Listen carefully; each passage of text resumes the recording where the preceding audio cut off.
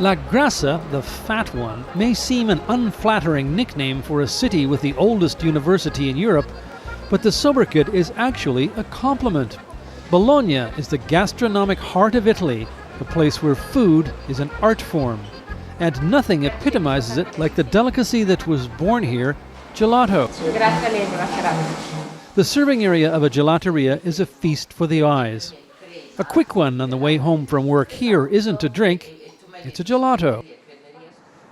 So naturally, Bologna is home to the first ever Gelato University. Gusto numero 2, facciamo I variegati. Term papers here are hands-on production. Siamo 10 gruppi, 1, 2, 3, 4. Gianpaolo Valli has been teaching for 25 years.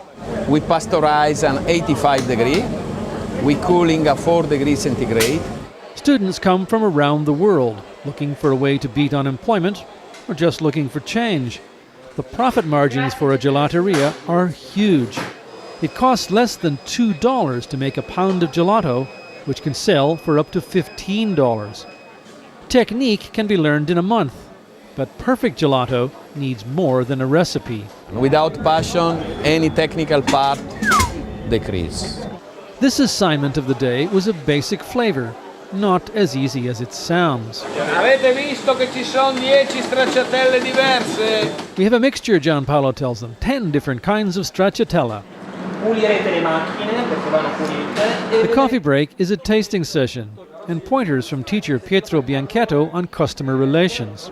It's important that the gelato tastes good, but it's also important how to communicate to people that our gelato is good, that our gelato is natural. Gelato is Italian for frozen, but contrary to popular belief, it's not ice cream. By comparison, gelato is practically a health food, with a mere 7% fat content, barely a third of that found in ice cream. Flavor comes from almost any natural ingredient you can imagine. The exception is a specialty version using alcohol. A splash of aperitif, a deluge of Prosecco. Add to the gelato, cover with whipped up fresh oranges, and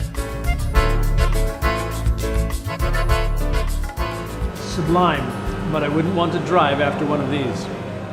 Flavored frozen treats were recorded as far back as Mesopotamian times. Gelato, as we know it, was an indulgence for aristocrats in the 16th century. There are more than 600 recognized flavors. This gelateria copyrighted 6 of them, named after the owner's children. Gelato makers like to tout their product as the flagship of Made in Italy, but in fact, the real revolution in the history of gelato was made in America. In 1903, an Italian immigrant applied in Washington, D.C. to patent a device to produce the innovation that made gelato available to everyone: the ice cream cone. And then there are wickedly wonderful temptations like these. Gelato inspired prose by Tolstoy and Honoré de Balzac. In Madame Bovary, Gustave Flaubert described a woman eating gelato, her eyes half closed, a spoon between her teeth. And if you think that's too sensual an image for a frozen food, you've never had real gelato.